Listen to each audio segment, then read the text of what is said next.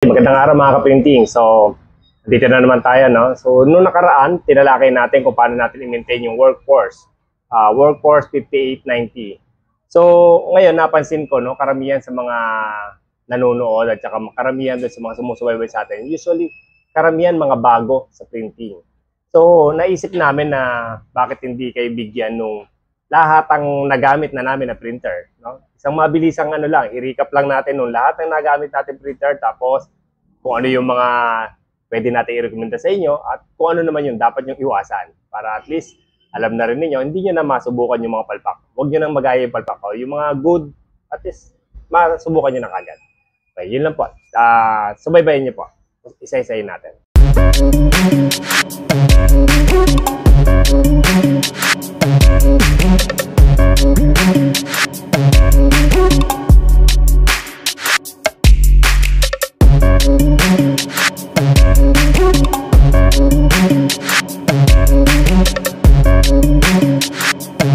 SNL Digital Moment. So simulan natin doon sa mga pinakamurang na gamit natin tapos hanggang sa pamahal, no? Saka unti-unti natin, okay. Nung dati nung nagsisimula ako, dahil nga sa limited masyado ang ating budget, nag-start po ako yung gamit ko Epson C59.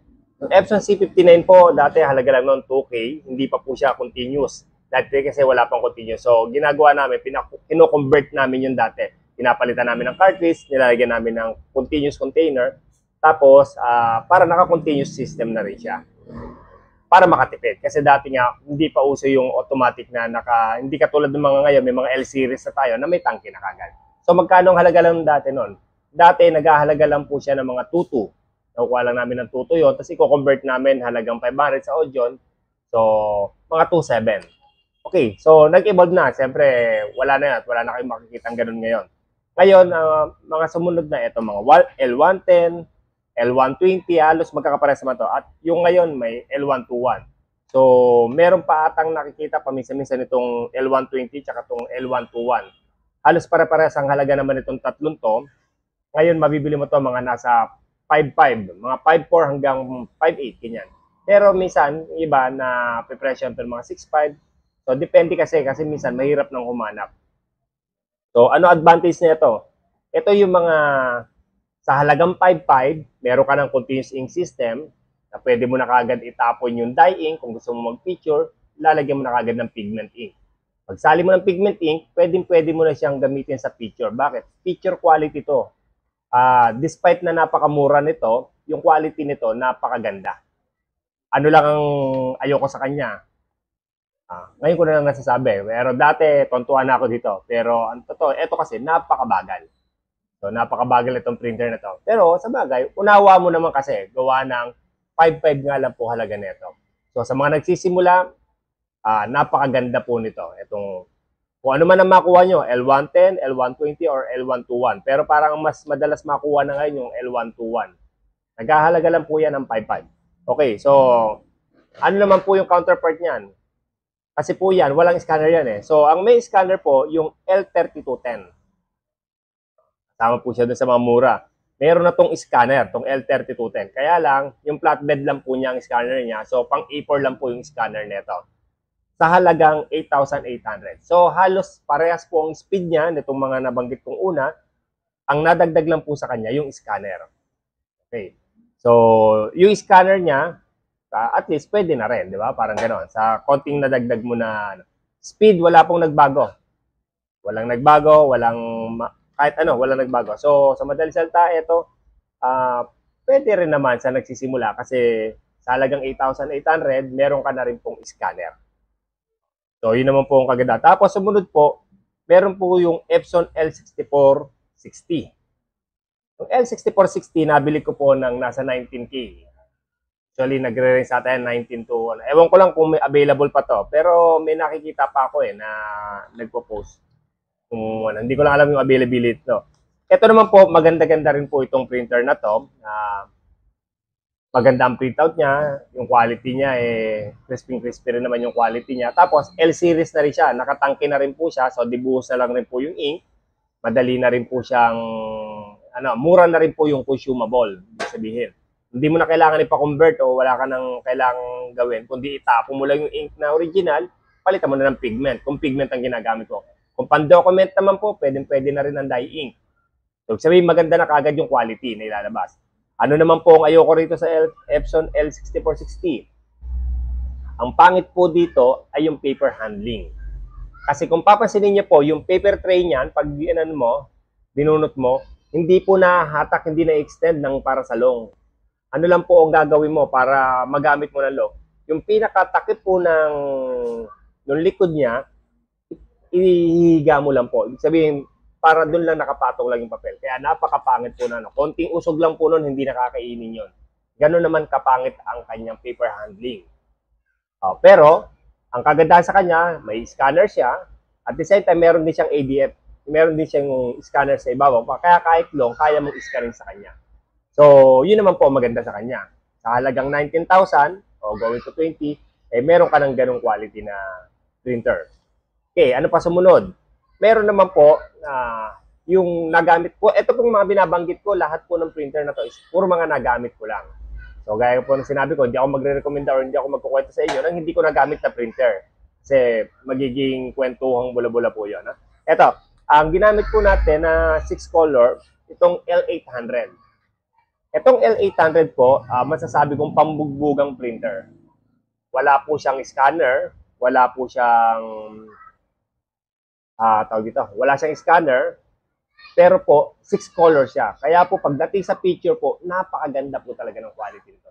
At pagdating po sa picture, hindi mo matatawaran ng quality nito. Gawa na nga po ng meron siyang light cyan at light magenta. Yung kulay po niya, talaga pong pag kinumpara mo sa mga 4-color, kung maselan ka, medyo makikita mo talaga na may konting pinagkaiba. Lalo po yan napupunayan yung mga grayscale, yung mga parang grayish na print. Doon po makikita mo yung quality ng mga 6-color. Makikita mo na iba talaga, malayo yung. Mahirap na ipaliwanag, pero talagang maganda po. At bukod doon, matibay na matibay po itong L800. Ang isang katibayan dyan, na matibayan, dahil nga po sa dati, limited talaga yung budget natin, sobrang nagtitipid ako, ang ginagawa ko po, bumili po ako ng another tangke. Bumili ako ng another tangke na pang 6-color. Ang ginawa ko, kinargahan ko po ng sublimation ink. Ito po, sikretong ano to, alipet. Kinargahan ko ng sublimation ink, tapos yung original na tangke niya, ang laman ay pigment ink. Kapag po magsasublimation po ako, binubunot ko po yung 6 na hose na yon, kinakabit ko po yung hose nung sublimation. O imagine, pagka po sublimation ang kailangan ko, ipa-plasing ko lang ng ilang buga, yung sublimation ink na po ang ikakarga ko. Tapos, pagka babalik na po ako sa picture, uhugutin ko na po uli yung mga sublimation ko, ikakabit ko naman po uli yung pigment ko. Ipa-plasing ko lang po uli ng ipa-plasing. Tumagal po sa akin tong printer na to, tong L800. Hanggang sa wala nang nilabas na L800. Ano pa isang maganda sa L800? Ang L800 po, meron po siyang CD tray. CD tray, kasi dati uso pa yung CD, lalagyan mo ng sticker, pwede mong printan. Pwede mong ibala po yung CD. Yun po kagandahan nitong L800. Tapos ngayon, nung pinace out to, pinalitan po ito ng L850. Yung L850 po, halos exact copy ng L800. Ano po ang pinagkaiba lang niya? Actually, pinagkaiba niya yung lock ng hose.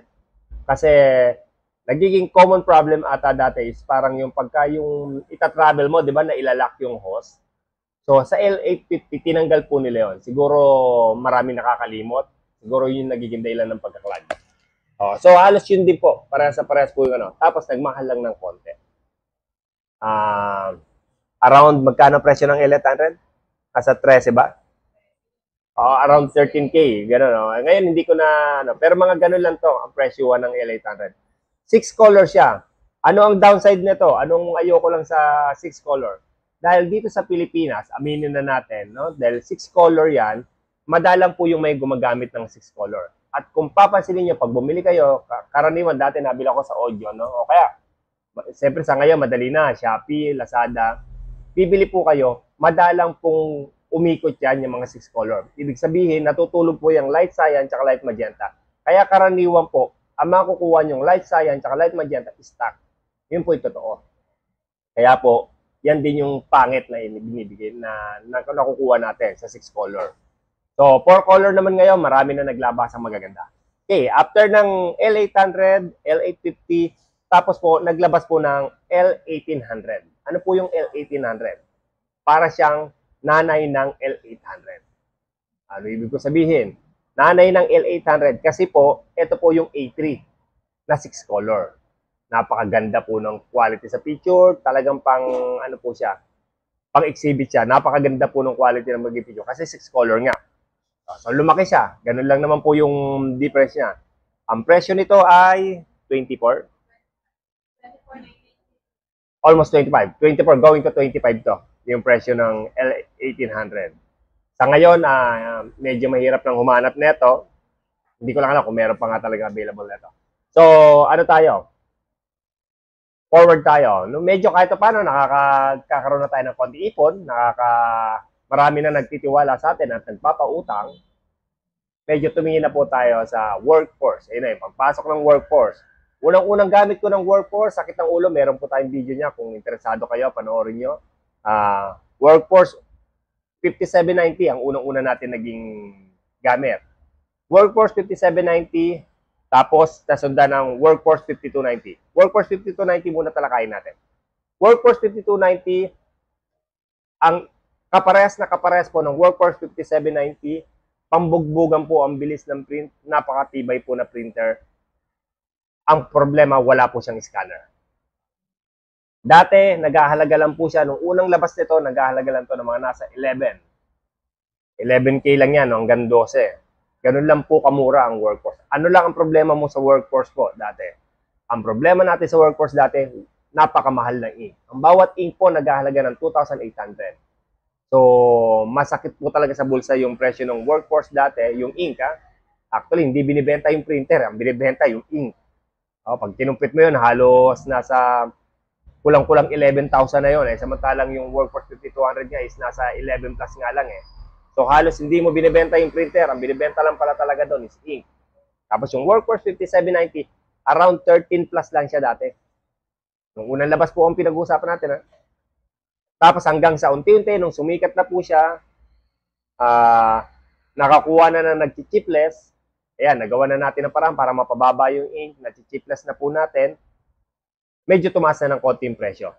Hanggang sa tumaas ang presyo. Hanggang itong mga late na ano niya, umabot na rin po yan ng mga 27,000 yung Workforce 5790. So, ibig sabihin, ganun lang naman po yan. Supply and demand yan eh. Pag marami nang bumibili, marami na tumatangkilik, tataas po talaga. Lolobo po talaga yung presyo niyan. Hanggang sa naramdaman ng Epson na parang wala na talaga nabili ng ink, pinatay nila po yung 5290 at saka yung 5790. Anong pinalit nila? Workforce pa rin, 5390. Tapos 5890, nagdagdag lang ng tagwan. Ano po pinagkaiba? Speed, halos parehas po. Pag tinignan niyo po, halos parehas. Nagkaroon ng konting pagbabago po dun sa colored. Kasi yung colored niya dati na 20 ppm, naging 24 ppm na rin po. Huwag kayo bumasa daw, pero pag tinignan niyo po yung print speed ng ano po niya, may konti pong pagbabago talaga. Kung mabilis na yung Workforce 5790, pagdating po sa color po, mas bumilis itong Workforce 5890. Tapos, naging medyo mas tahimik. Kung papansinin nyo, yung pag-print out niya, napakatahimik po. Okay, at ang kagandahan po, yung ngayon po, nasanay na tayo, marami na po na nagbebenta ng mga workforce na automatic chinichipless na nila. Inaano na po kagad nila, kino-convert na kagad nila. So, marami na tayong mga tropa na nagbebenta ng printer, hindi na lang yung original na talagang automatic, ginagawa na nila ng paraan para hindi ka na problema sa ink. Isa pa, meron din na ang ginagawa na nila, nilalabas na nila yung waste pad. Isa sa mga common problem natin yan dati. Kasi dati, pagka po nakalimot ka, yung waste ink po, pasok po sa loob ng printer. So, nasisira po yung printer. So, yun po, isa, nasolusyonan po natin yon. Sa labas na ngayon, nilalagyan na nila ng tangke sa labas para po madali na pong itapon yung ink. Hindi na papasok talaga sa waste box mo. Bukod pa sa may mga A3 din tayo na nagamit. Actually, yung mga workforce, lahat yun talaga recommended po. Kung kayo medyo may konting budget na, pwede na kayo doon sa mga workforce. Talaga pong garantisado po yun. Lalo na yung mga bago ngayon. Kasi bakit? nagawa na ng paraan. Ibig sabihin na na-solve na natin yung mga problem na katulad ng ink spill, yung mga ganon, na solve na natin. So, ibig sabihin, recommended na po talaga lahat ng workforce. So, pasok tayo sa mga A3. A3 printer po na may scanner at the same time, yung, medyo mura. Ito pong nilabas ng HP Pro 7740. Nagamit ko rin po ito. May vlog din po tayo niya ng nagamit ko to ng napaka-iksim panahon. Naghahalaga lang po ito nung time nang nakuha ko ng nasa 16,400. Napakamura. Kaya gulat na gulat po ako dito nung nakuha ko to. Sa halagang 16,400, meron na akong A3 printer. Napakaganda ng itsura. Napakalaki. Parang pag tinignan mo talagang parang pambugbugan. Parang ang ending, after 3 weeks, bumigay kagad yung head. So, sakit sa ulo. Tinry ko rin siyang kargahan ng dahil siyempre tayo, may mag-eksperimento. Tinry kong kargahan ng pigmenting, talagang barado po kagad siya. So, nagpapalit pa ako ng head nito. Ang problema, yun nga, ganun din po. Sakit lang po sa ulo. So, itong HP, ako, hindi ko nire-recommenda to. Bagamat mura siya, pero ako, personally, hindi ko ito nire-recommenda. Ito, sa ngayon po, makukuha pa kayo nito, nasa 21. Kung gusto nyong subukan. Pero ako basta hindi ko nare-recommend siya. Okay, meron pang isa. Gamit ko hanggang ngayon. Meron po tayong ginagamit na isang A3 pa. MFC T4500. Brother po ang tatak naman ito. Ang kuha ko rito, 40K. Etong brother naman to, hanggang ngayon po, medyo umabot na rin po sa akin ng 1 taon. So, tumagal na po sa akin. Ang isang naging sakit ng ulo ko po dito, nung una po kasi, tinry ko tong kargahan ng pigment. Siyempre, habol natin makapag-pigment para matibay yung quality. Ang problema, nung kinargahan ko siya ng pigment, nag-clog kagad siya. Ang dali niya pong mag-clog. So, kahit anong gawin ko sa kanya, lagi siya nagbabara. Ano lang ginawa ko? Kinargahan ko lang ng konting cleaning solution, tapos ibinalik ko po sa dye ink. Nung ibinalik ko sa dye ink, ngayon po, hanggang ngayon, nagagamit ko po. Maganda po ang quality. So, ibig sabihin, talagang pan-dye ink lang talaga itong brother. Itong brother na gamit ko, T4500. So, pero baka meron sa inyo nakagamit na pigment ang gamit, comment nyo na lang rin para at least baka matuksuli akong subukan uli. Baka may brand kayong na-recommenda. No? Ito, nasa around 40K ito. Kaya itong brother na to, recommended to. Saan ko nagagamit ko to pag mga nagpapaprint ng plano. Maganda presyon dito sa amin ng A3. Okay, ano pa yung isa pa mga printer pa na nagamit natin? Mga nagamit pa natin printer dati, itong DNP RX1. Ito naman pang-photo picture lang to. Pang-photo print lang talaga to. Ang binabala ko sa kanya is yung 4R. Oh, ayan, ganun na 700 yung kada, para siyang ribbon. Ribbon yung Pagdating po sa quality nito, napakaganda po talaga. Super ganda to. Pag picture 4R po, napakaganda na ito. Ano lang ang ayaw ko sa kanya. Kada isang 4R, para siyang nangangapital ng 7 pesos. Mga ganun. 6 to 7 pesos siguro. So, mahal ang consumable niya. Yun ang hindi ko gusto sa kanya. Pero pagdating sa quality, ngayon po siguro mga nasa, kung ako nagkakamali, mga 4 years na siya sa akin or 5 years na siya sa akin, hindi po nagbabago quality. Napakaganda po. Ganun po yung, yun naman ang kagandahan sa kanya.